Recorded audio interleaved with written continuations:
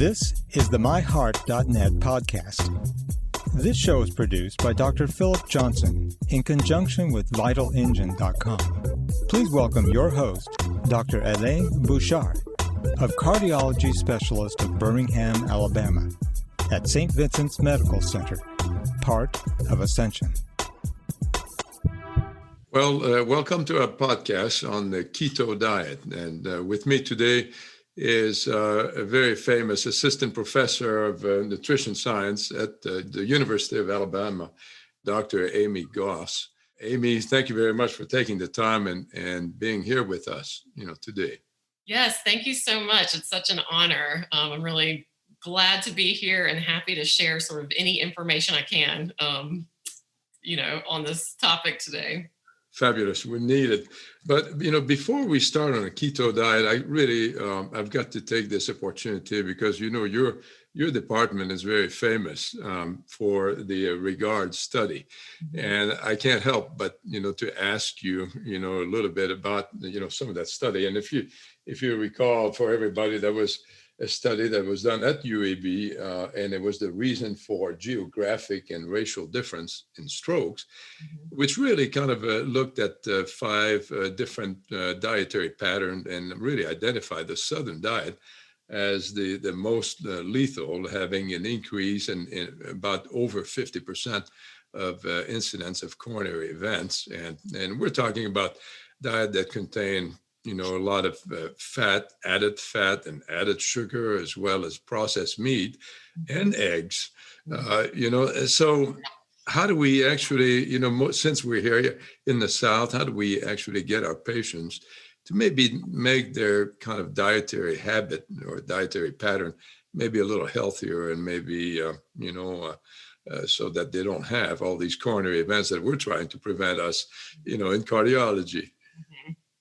Yeah, that's such a great question. And yeah, the regard study, it's just some incredible data coming out of that study in terms of how the effects of diet and how it contributes to stroke and hypertension, and it's particularly in some groups. Barbara Gower, who has been a longtime mentor of mine in our department, recently published some data from the regard study looking at these dietary patterns, looking at the prevalence of hypertension among African Americans versus Caucasians. And really that Southern diet pattern seemed to have a really profound effect on hypertension, particularly among African American men. And it's just, just so much data coming out. And what's interesting about that Southern diet pattern, it has the fried foods, it has processed meats, it has high consumption of sugar sweetened beverages. So it's kind of has like the perfect toxic mixture of nutrients that could put you at really high risk of disease. It's like, obviously we can't isolate these particular foods on the Southern diet pattern and say, oh, this one is clearly to blame. It's really like the combination of all these factors that they identified when they did their factor analysis to identify these different patterns. So yeah, it's pretty fascinating. And gosh, there's so many things that we could look at that diet and say, oh, obviously switching out high sugar sweetened beverage consumption for calorie-free drinks, water, other things, eliminating fried foods, all those sorts of things that would kind of help people adhere to what we would quote unquote consider a healthier diet. It's also called a soul food, and I guess if you eat a lot of it, you may rest in peace. But this is what we try to prevent. Obviously, so right. It's a work in progress, trying to teach our patient maybe to cook healthier, yet just keeping a good flavor, a good taste. Having our Southern identity. Exactly. But talking about famous, you're also famous, Amy, for the keto diet and the ketogenic diet. And if you could, let's dive into this and explain to us, first of all, what is a keto diet and what different types of ketogenic diets are out there. Yeah, certainly.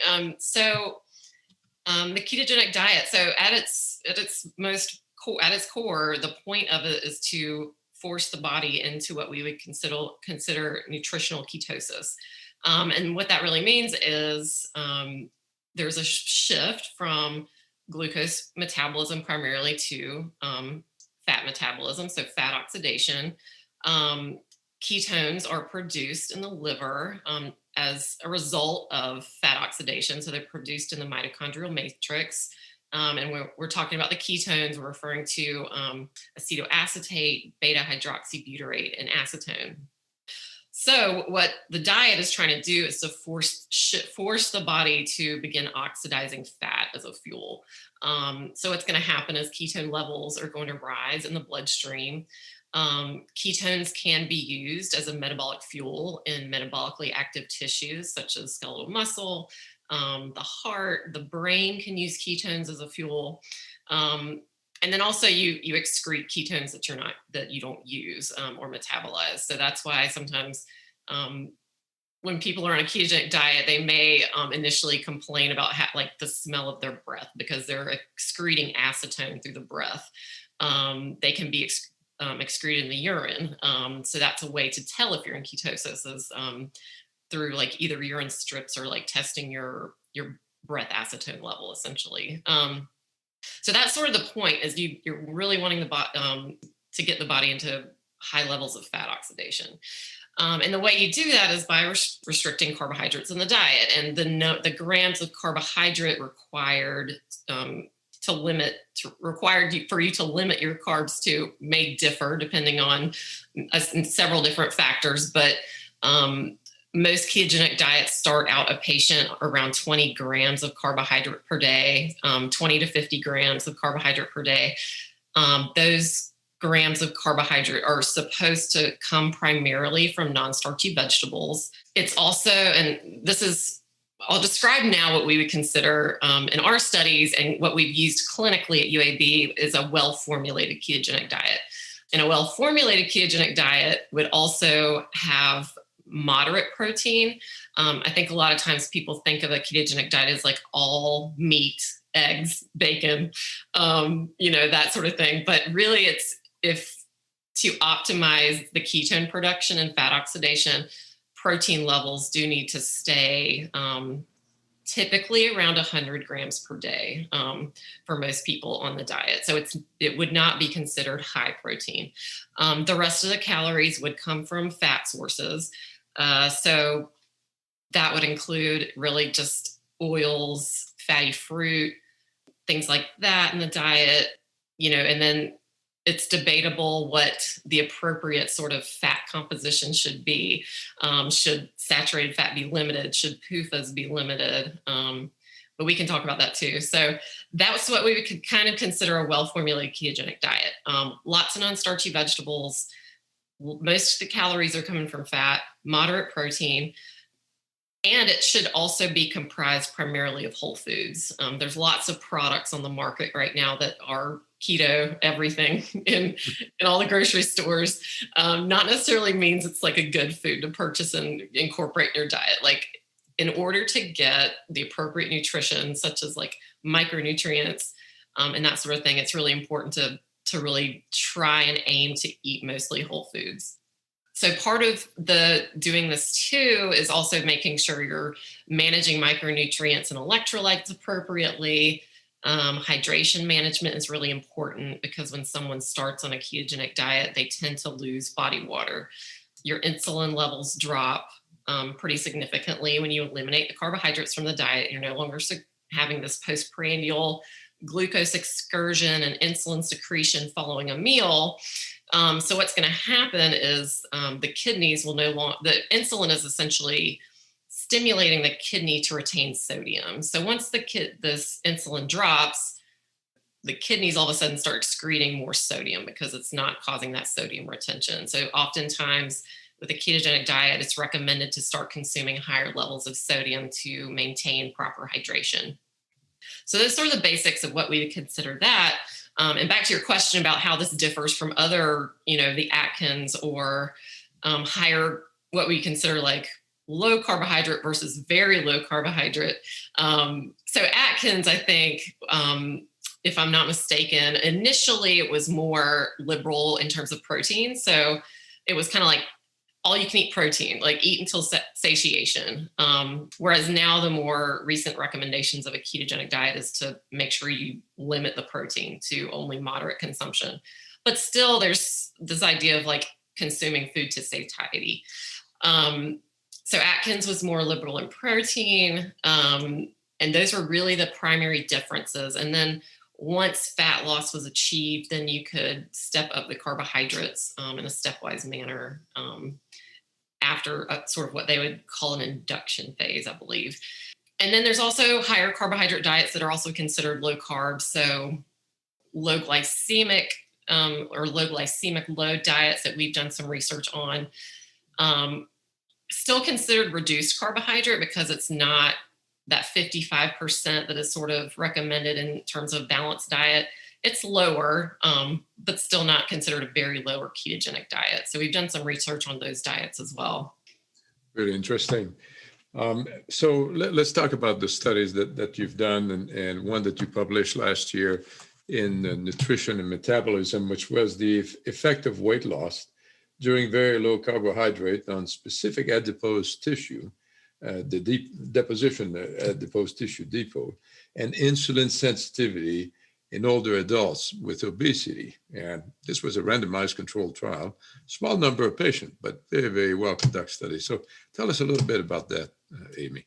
Certainly, yes. So this study, it was funded by the American Egg Board, and it was designed to be a randomized clinical trial that was weight maintaining, where we were placing older adults with obesity. They were either being randomized to a very low carbohydrate diet, which would be ketogenic low in terms of the number of grams of carbohydrate we were recommending, or they were randomized to a low fat diet. And again, we wanted to ensure that we wanted to recommend, we weren't providing food to these participants like we do in some of our controlled feeding studies. So this was really when participants would come in and meet with our dietitians, and they would counsel them on what foods to eat, what foods not to eat, what calorie level they should be consuming.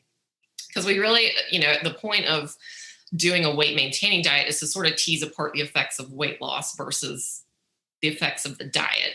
Weight loss sort of confounds your ability to determine, are these results on insulin sensitivity or other lipids and all these things, are the effects we're seeing due to weight loss, or is actually due to the fact that they're not consuming carbohydrates. So that was sort of the point of doing that. And some of our previous work, we found that a low glycemic load diet selectively depleted abdominal fat, particularly visceral adipose tissue. And that's of interest because that's what we would consider one of the metabolically harmful fat depots. It's sort of the idea that the appropriate response to overnutrition is to store lipid and subcutaneous depots. That's the healthy, normal response. When subcutaneous depots become inflamed and no longer taking up lipid, and it begins to be stored in the visceral cavity, in organs, in skeletal muscle, in the liver, in the pancreas, that's when we start to see this sort of pathological insulin resistance development. That's when people are at higher risk of metabolic disease.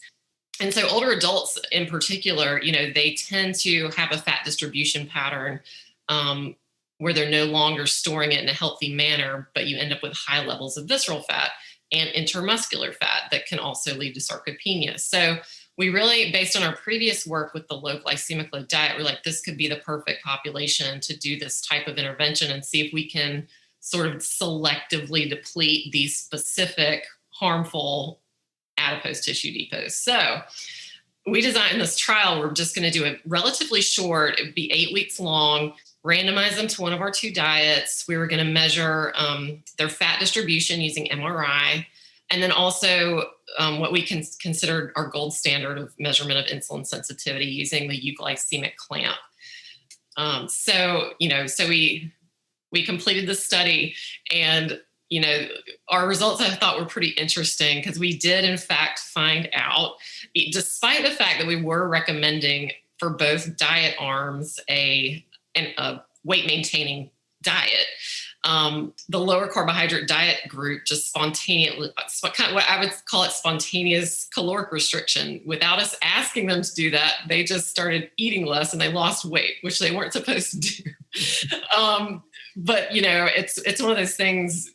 We weren't feeding them, so they were sort of left to their own devices when it came to what they were actually eating.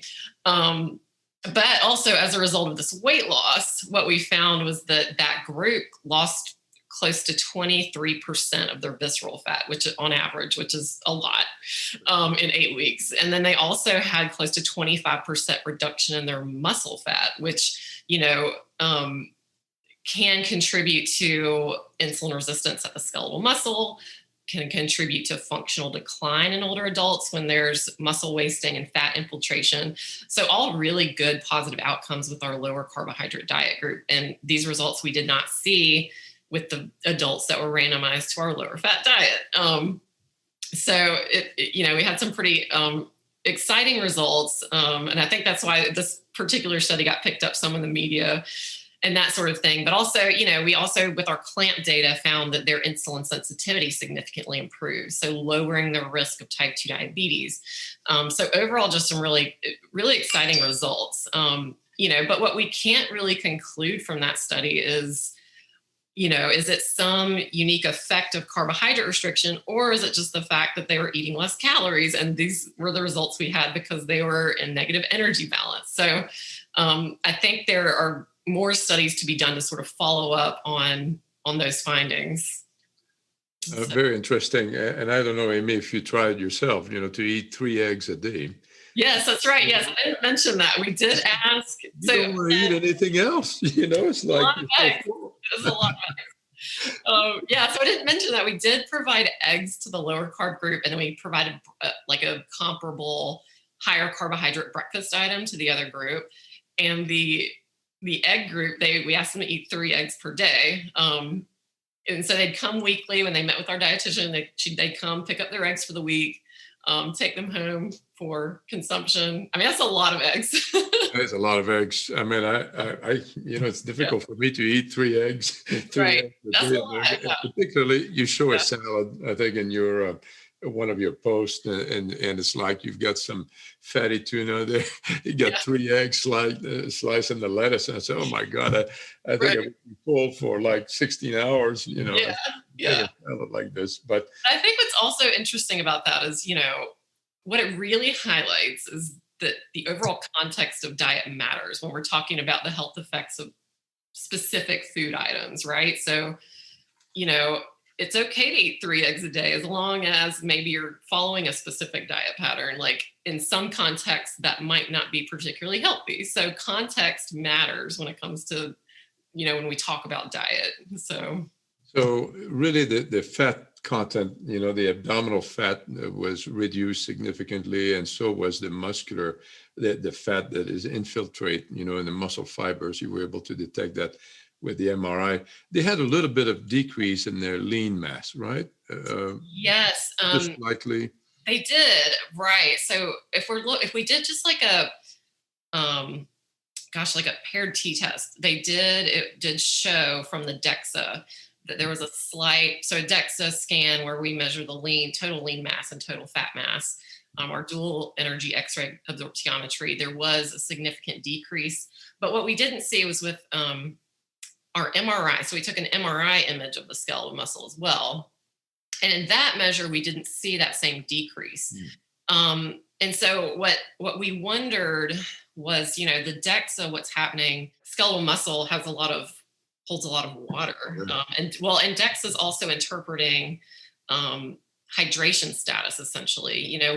What we do know about the ketogenic diet is you do end up losing body water.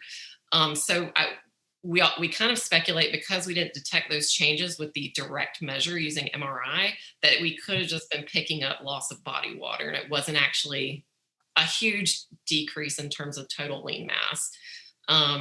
But what we did see, like if we did an adjusted model, looking at their follow-up skeletal muscle adjusted for their change in adiposity, that they did in fact have higher skeletal muscle relative to their body size compared to the other group, which we kind of interpreted to be a positive the positive findings. That's so important, particularly in the elderly.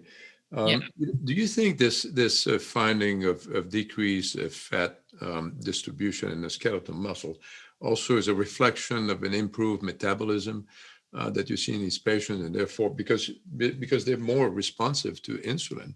So there's really some kind of improvement. So is there some correlation with intracellular function with your findings? Yeah, I think that's entirely possible. We do hypothesize that what we measured was the intermuscular adipose tissue. So it's essentially the adipose tissue that surrounds the muscle that could be directly affecting glucose uptake in the skeletal muscle. And that's what our clamp technique is really looking at. It's primarily reflecting that skeletal muscle glucose uptake, when we're doing that sort of dynamic test. So yeah, I think that's a great point, that it could in fact be influencing those processes. Yeah. Because a lot of people will argue, well, all you're doing is actually reducing the carbs, but actually the cellular function is still, really all messed up. Yeah. This may not be true so much by some of the findings that you're revealing. Right. So let's look at other measures also that you had, and particularly, me, I'm a cardiologist, so I'm going to be interested in lipoproteins. Yes. And, they have all of the studies, I think, showing significant decrease in triglyceride, significant increase in HDL, which is, the lipoprotein that works like a scavenger and helps remove the bad cholesterol. Of course, we look at the amount of it. Unfortunately, it's very hard to determine, how well it's functioning. But another measure also that is very important to me is the LDL. And I know that in your group, for example, in the low-fat group, the LDL was pretty much unchanged. On average, it was, 101, and at the end of the study it was 103. But in the very low-carb, diet, and you had 19 patients there, the LDL was reduced from 108 to 98. Now, is there some individual variation? I mean, this is just kind of the mean and the average, but you have one or two patients that just kind of went completely in the other direction and rose their LDL? Or? Yeah, it's been a while since I've looked at the individual data points on that, but I'm fairly certain that, it trended down with weight loss in that group. So I suspect, we didn't see some sort of independent of fat loss, change in LDL. So I think it really depended on how much weight they lost, like that decrease in LDL. And, it's one of those things, again, we can't really tease apart. Was that reduction in LDL due to the fact that they were consuming a reduced carbohydrate diet? Or is it simply because they were actually in negative energy balance and losing weight? And, we know with weight loss that LDL will come down.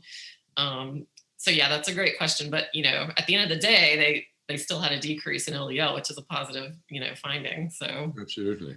Yeah. Well, let's discuss a little bit that study, Amy, and particularly in reference to the keto diet, which, and actually the low carb, high fat, or the low carb, healthy fat, but high fat.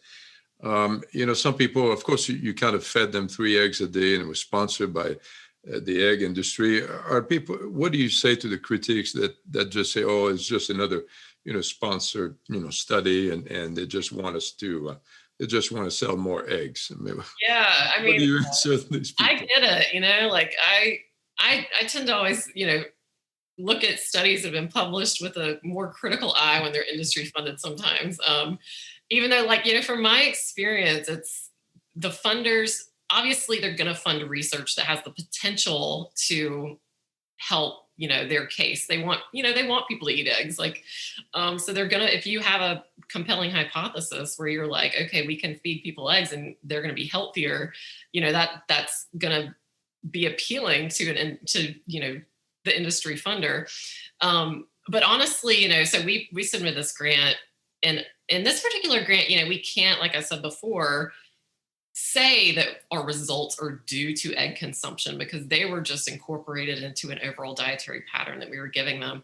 And my experience with the funders, they gave us some money, but they're completely hands off. It's just, we like your idea. Here's the funding for a cool study. And then, they're pretty much hands off and leave the interpretation up to us. And the data collection and all those things is really, it felt like a very unbiased process to me. And that was really my first experience in working with an industry funded type project like that. So yeah, I feel like that's a legitimate critique to always say, do we need to be concerned about if there's some sort of bias linked to this? But, I don't know. They were very pleasant to work with, and I didn't feel like they were pushing it. There was never any sort of like communication, pressure. Yes, pressure. So, we do clinical research, Amy, and we can't do research without the help of the sponsors, and right. Most of the time it's the big pharmaceutical companies or biotech companies that want to develop, their products so they can go to market. But there's always kind of a good scientific committee that is involved, and the sponsors also always make sure that in the multi-center trials, all the data is accurate and conform to protocol. Plus, you have the FDA that always kind of review everything. I guess in nutritional studies, you don't have quite all that supervision, but it's a bit more difficult. But you can't do without the sponsors. Yeah, exactly. And it's always a concern. Sorry, I was going to say, they're great. You have a rigorous review process too, with the expert board of people reviewing all the studies, and and you have the same at the university, and you have actually an interest, a review board, an IRB, right? Which makes sure that the patients, it's patients first, and patients are protected, and so forth. So let's talk about a second, because it's about weight loss and weight reduction, and it's so important because we have so many of our patients that have this problem. We have millions of people with that are overweight, and several that have BMIs greater than 30 and are obese. You obviously, when you do a keto diet, in the first week or two, it's loss of water, and it's important to stay hydrated. And after that, I think you've demonstrated very well that at 2 months you can already detect some fat loss, and a very important fat loss, because that's the fat that is detrimental, the one that is located in your abdomen, this central obesity. But does the effect last? If you kind of go prospectively, this is beyond obviously the study that you did, but if you go 1 year or 2 years or up to 5 years, I know of some studies that have shown that, after a year, you still see the effect of weight reduction. After 2 years, maybe a bit less so. Is it because of adherence? What is your experience with that, or what is, out there in the nutritional world?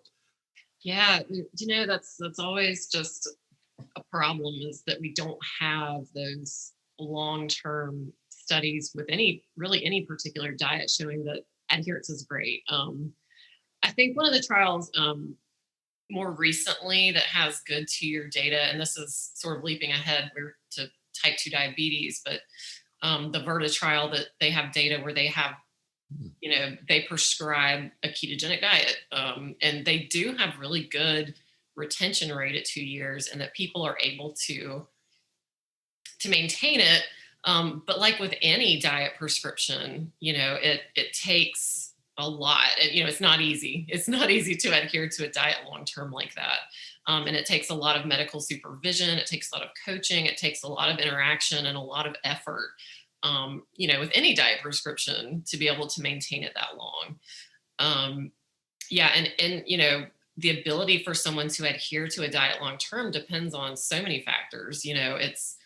It depends on underlying physiology, for one. It depends on food preferences. It depends on their support system. It depends on their culture. And, there are just so many things that play into whether a diet is going to work for someone long-term, that there's just still so much work that needs to be done to really pinpoint what works for people in the long term. Looking also at, from the weight perspective, I think that's it's really kind of maybe important to counsel a patient to adhere also to some increase in their activity level. I think that it's part of you create with them, I think, a different, a newer, healthier lifestyle Right.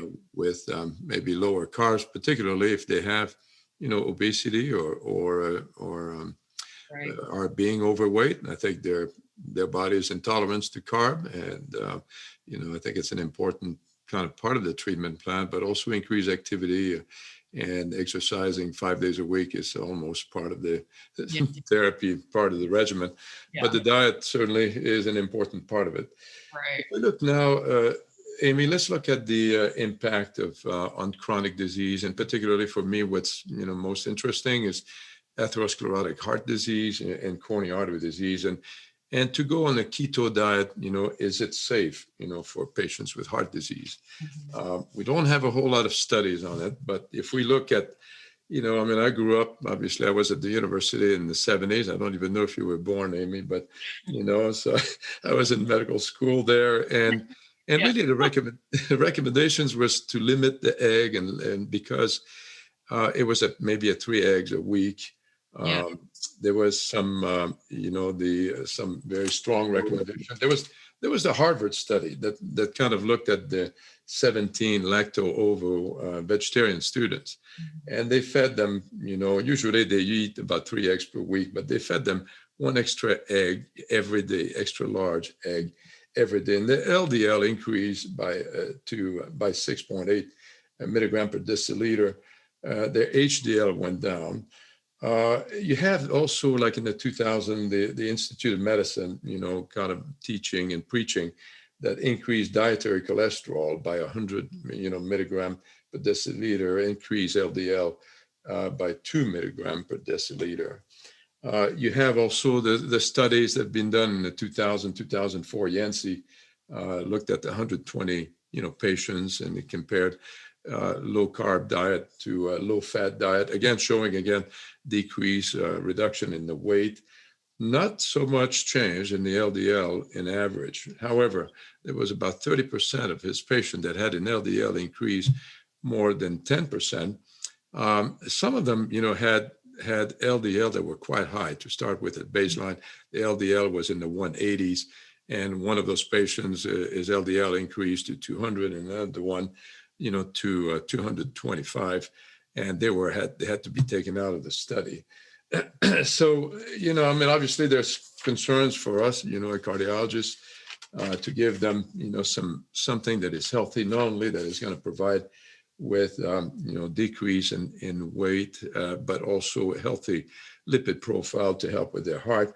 There's the ARIC cohort, which is the studies, I think, studied 4 different communities in the United States that reported this U-shaped mortality. If they're looking at the percentage of how much of the diet is constituted by the carbs. And it seems like in the very low carb, group, there was an increase in mortality, and the very high percent of carbs, there was high mortality. And some of their ideal result was like in the carbs in approximately at 50%.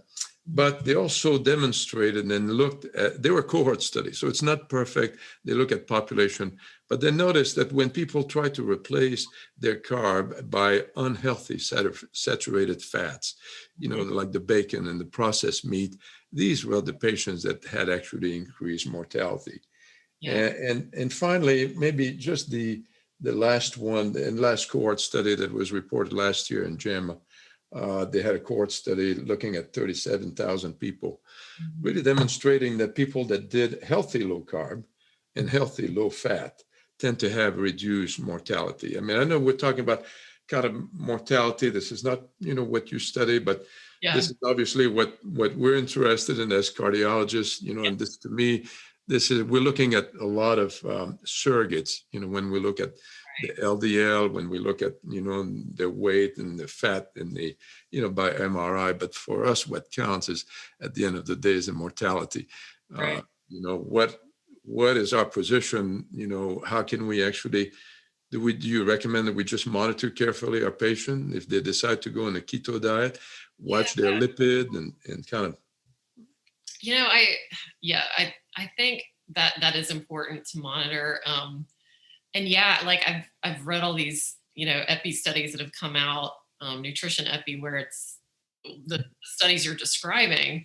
And it's just, I do see the value in those types of studies, but I always go back to just really the way in which we collect nutrition data on that scale is just, it's hard for me to get past thinking how it is flawed, how, we're essentially relying on people's perception of what they're eating and how well they understand what they're eating and how frequently they're eating something, what their portion sizes are. Like, so, there's so many levels of the nutrition epi that while there's so much value in those studies that I think we can use as hypothesis generated information for randomized clinical trials, I always kind of cringe when I try to like wrap my head around like the biological plausibility of some of these things, going back to sort of like just looking at what are the mechanisms and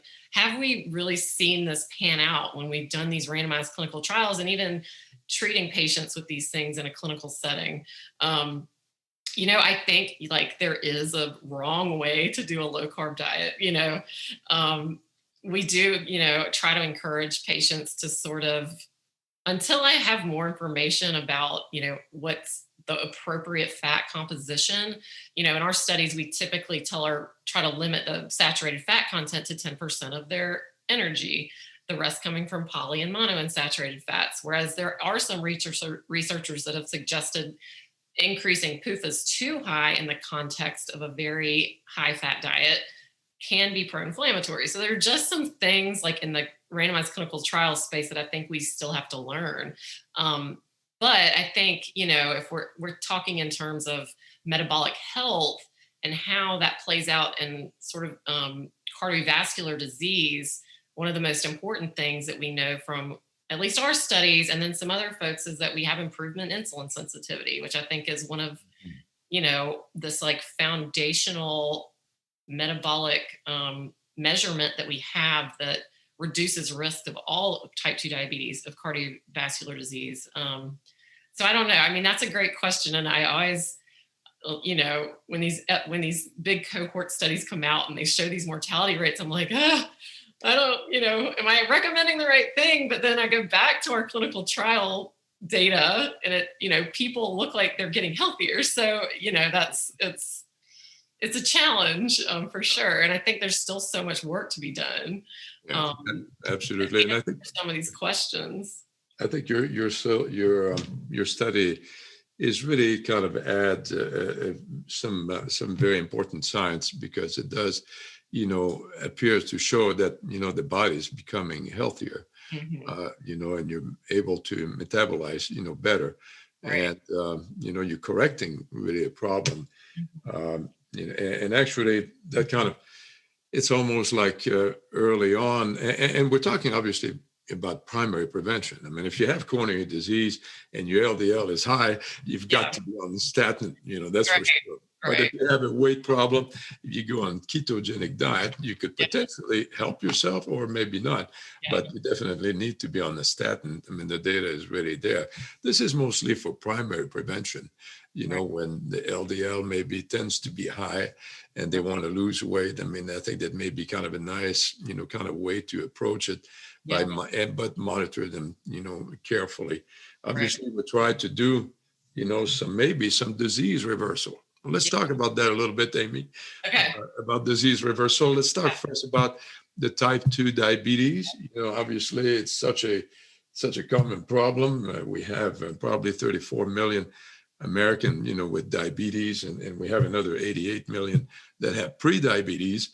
And ketogenic diet has been actually tested since the 2000. We have a lot of data showing that ketogenic diet versus low fat is actually significantly reduce the A1C or the blood sugar, fasting blood sugar, as well as decrease the medications that are needed in this patient population. I mean, this is really fantastic.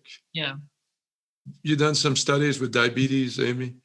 So Yes, we actually have an ongoing trial right now where we're testing a low carbohydrate diet versus a low fat diet in type 2 diabetes. It's a 12-week randomized clinical trial funded by the NIDDK. Barbara Gower is the primary investigator on this trial. But we are essentially, there's been plenty of data showing that a ketogenic diet can lower blood glucose, help people get off medications. It can help, it lowers A1C. You have all these benefits. It stabilizes glucose. So you don't have these, it really, it improves glucose stability, which is, gaining more sort of attention in terms of, maintaining good glucose stability has been linked to lower risk of the, long-term complications in type 2. But but we were specifically asking the question, we were trying to dig a little deeper and ask the question whether a lower carbohydrate diet actually improved beta cell function. When we talk about a lot of these trials, they say, okay, so you're off medications, your glucose is lower, you're not eating carbs. Okay, is that truly diabetes reversal or remission if we don't know if we're actually restoring the beta cell function? Because as you probably know, like in type 2 diabetes, what's lost is that first phase insulin secretion following consumption of carbohydrate. You have this really robust, like first phase insulin response. And then, insulin is secreted after that. But in type 2, this robust insulin response is lost because the beta cell is losing its function or ability to respond to glucose. So that's one of the questions we're asking is a 12-week consumption of a lower carbohydrate diet improving that first phase insulin response? And then we're also doing MRI to look at pancreas lipids. So this idea that lipid that's being stored, kind of like it's, we have hepatic fat, we also have pancreatic fat, and whether it's creating this sort of lipotoxic environment for the beta cell. And if our diet, we can sort of selectively deplete that pancreas lipid with a lower carb diet without weight loss, if that's connected to this restoration of beta cell response to glucose. So we're trying to kind of like figure out some of these mechanisms of why a lower carbohydrate diet might be beneficial for really what we would consider like reversal of type 2 diabetes.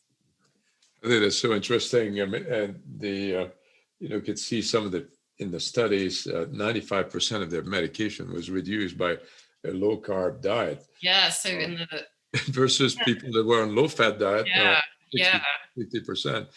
It's really significant, and particularly some of the medication. I wish they were not, on the market even. Sulfonylureas, but.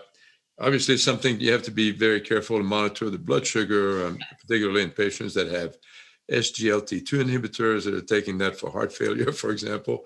Yeah, it's something.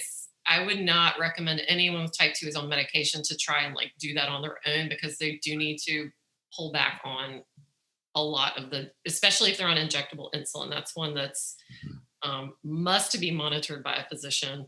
You must come off an SGLT2 inhibitor if you attempt a ketogenic diet, because it can sort of, it's forcing you to excrete glucose and can affect sort of like an acidosis. It can sort of push a patient into ketoacidosis if you're on an SGLT2 inhibitor. There's a lot of things to consider with patients with type 2 diabetes if they're trying to do like a very low carb diet, for sure. Well, I'd like to see, maybe we could finish by the icing on the cake. Mm-hmm. And, the other, you're now assistant professor. I have a feeling that pretty soon you're going to be associate professor. Oh, thank you. Just received this $3 million grant from the NIH to study a very, very important problem. And it's the non-alcoholic fatty liver disease, as well as hepatitis that is sometimes associated with it. We don't realize how common it is, but there are some studies now of patients undergoing liver ultrasound, sometimes completely asymptomatic, and you should see the incredible amount of people that have this disease, a lot of time associated with obesity, probably estimate that maybe 25 to 30% of the population, US population, has this problem. Yes. But you're pushing it even further because you're going and studying patients, actually kids and adolescents, which Right. is, that have, we know that obesity is affecting more and more adolescents. Tell us a little bit about the program that you're about to start. Yes, absolutely. And just to give like some background, when I was back when I was a postdoc and then first on as a faculty member at UAB, we really got interested in this topic of pediatric fatty liver. I mean, it didn't occur to me how many kids, it's the most common form of liver disease among children. And really just when we were doing our pilot study, sort of did a medical record search over at Children's Hospital of Alabama and just came up with thousands and thousands of patients that they had that had been diagnosed, in the medical records had been sort of flagged as having NAFLD.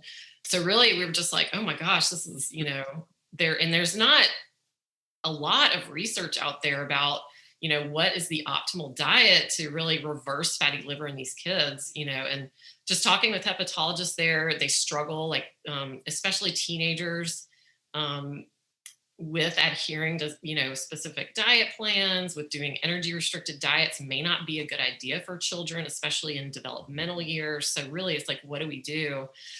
Because, weight loss does decrease hepatic fat, but, is weight loss an appropriate recommendation for young kids? Something we may not necessarily have the full answer to.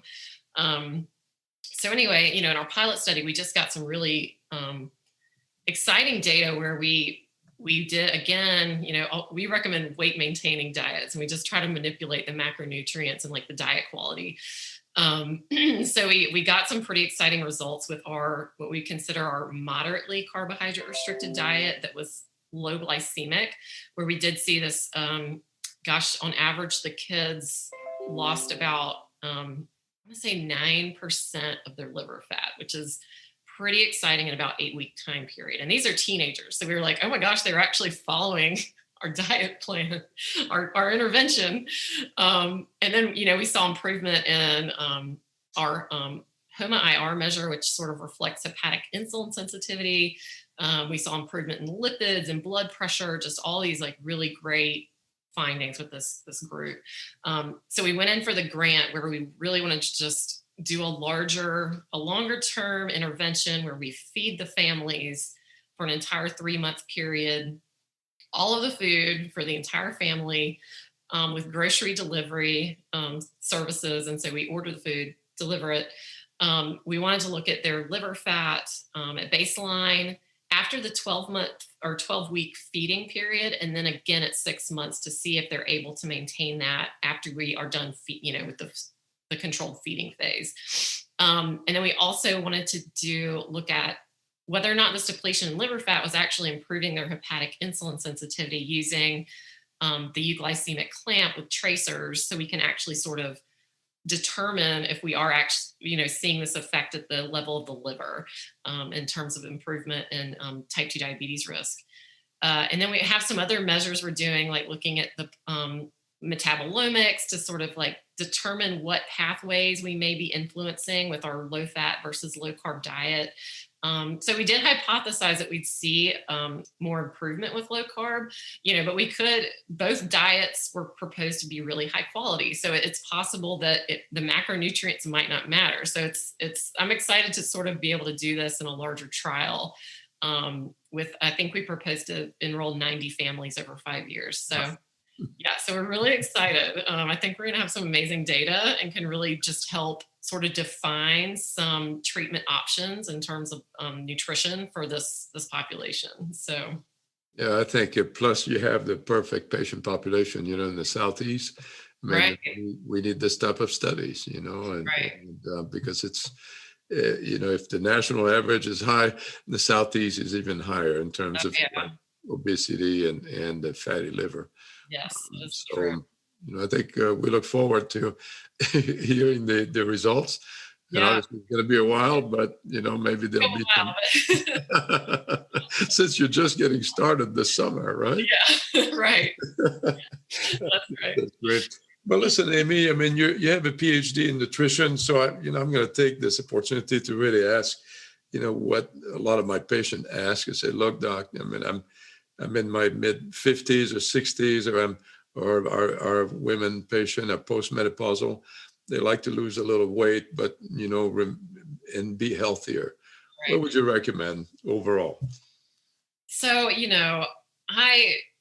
I don't feel like it's not a one size fits all diet. I think there's some groups that like to push, specific diet, even though I research, carbohydrate restriction, it's not a one size fits all thing. But I think universally for patients to sort of limit the ultra processed foods, limit, added sugars, sugar sweetened beverages, all those sorts of things is just like a general rule of thumb.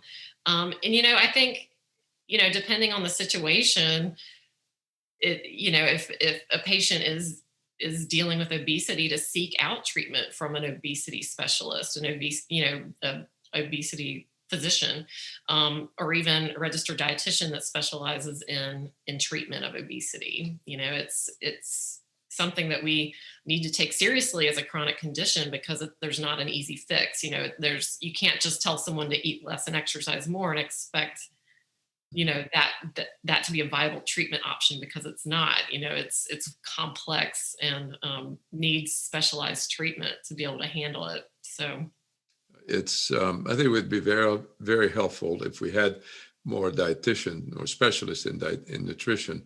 Right. That were involved in more in clinics and in becoming these health coaches. That because obviously, as physician, we don't have a whole lot of time, to see these patients and advise them on the right, thing to eat.